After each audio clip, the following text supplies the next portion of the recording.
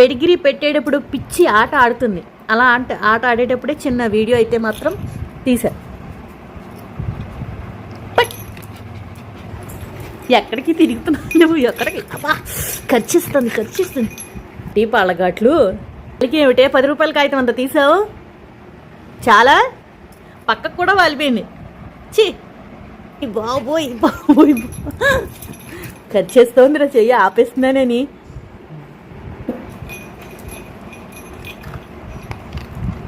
అమ్మా పెట్టేనా తారా తిని. చాలా స్పీడ్గా ఆకలి వేస్తేనే కావాలి అని అడుగుతుంది, లేదంటే అస్సలు రాదు. మొహంలో మొహం పెట్టి చూస్తూ ఉంటుంది ఏదైనా కావాలి అంటే కనుక. అప్పుడు మనం వెంటనే అర్థం చేసుకోవాలి దీనికి ఏదో కావాలి సుమా అని. ఇవన్నీ నోరు లేకపోయినా సరే కొంచెం ఆకలి వేసినప్పుడు అడుగుతాయండోయ్.